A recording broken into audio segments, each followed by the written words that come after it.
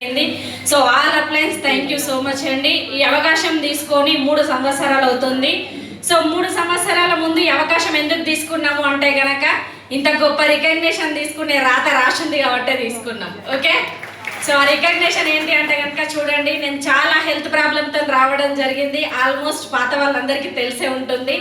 So నేను బాగుంటే చాలు, నా పిల్లలకి ఒక మదర్గా ఇంట్లో ఉంటే చాలు అనుకొని ఈ సప్లిమెంట్స్ వాడడం జరిగింది. కానీ ఈరోజు 1000 మందికి ఒక ఉపాధి కల్పించే ఉమెన్ ఎంపవర్మెంట్గా మేము ముందున్నాం. సో నిజంగా థ్యాంక్ యూ అండి. 3 సంవత్సరాల ముందు ఏమీ లేదు, ఒక 4 గోడల మధ్య హోమ్ మేకర్గా ఉండి 3కి బాక్సులు పెడతా ఉండేది. ఎందుకంటే సార్ కూడా టీచర్ కదా, సో సార్కి పిల్లలకి బాక్స్ పెట్టేటువంటి లైఫ్. కానీ 3 సంవత్సరాల ముందు ఏం లేదు. ఇప్పుడు చూసుకున్నట్లయితే ఒక 15 లక్షల వర్త్ కార్ తీసుకోవడం జరిగింది ఈ బిజినెస్ నుంచి. సో అదేవిధంగా ఆటో ఎక్కాలి అంటే సార్ను డబ్బులు అడిగే స్టేజ్ నుంచి ఈ బిజినెస్ నుంచి 1,10,000 బైక్ తీసుకోవడం జరిగింది. సో అదేవిధంగా అమ్మోళ్ళ ఇంటికి వెళ్దామంటే కనీసం ట్రైన్ రిజర్వేషన్ చేసుకుందామని ఆలోచించే స్టేజ్ నుంచి ఈరోజు ఫ్లైట్ ఎక్కడం జరిగింది, Dubai and Qatar cruise trip వెళ్ళడం జరిగింది. సో నెక్స్ట్ మా 2 పిల్లలను తీసుకొని కూడా మేము థైలాండ్ వెళ్ళడానికి రెడీ ఉన్నాం మార్చి 14th రోజున.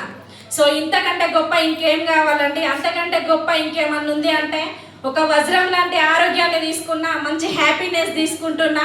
సో అదేవిధంగా 1000 మంది 100 మంది ముందు ఒక గొప్ప రికగ్నిషన్ తీసుకుంటున్నాం.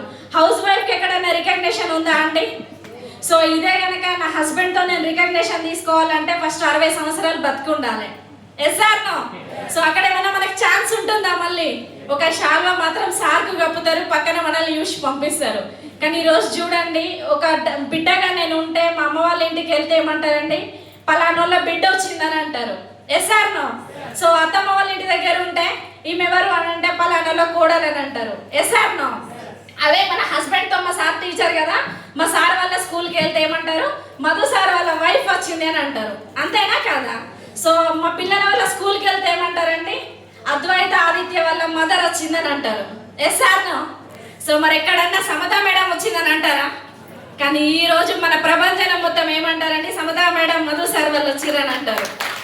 ఇంకా నాకు చెప్పండి, ఇంతకు మించిన గొప్ప రికగ్నిషన్ ఎక్కడన్నా దొరికిద్దా? సో లాస్ట్ ఒక మాట నేను చెప్తాను లీడర్స్, ఎవ్రీడే అందరం కూడా భగవంతునికి మొక్కుతాం. Yes or no? సో ప్రతిరోజు దేవుడికి ఏమైనా మొక్కుతాం, నేను బాగుండాలి, నా పిల్లలు బాగుండాలి, నా హస్బెండ్ బాగుండాలి, మంచి ఇన్కమ్ రావాలి అని మొక్కుతాం. నిజంగా నేను చెప్తున్నా, ఎవ్రీడే మీరు మొక్కినా మొక్కకపోయినా భగవంతుడు ఖచ్చితంగా చూస్తాడు. కానీ ఇక్కడ ఏదైతే ఈరోజు ఒక 3 గంటలు కూర్చున్నారో, ఈ 3 గంటలు కనుక మీ పాజిటివ్ మైండ్ సెట్తో ఇక్కడ కూర్చొని ఈ చెప్పిన వాళ్ళ మాటలు విని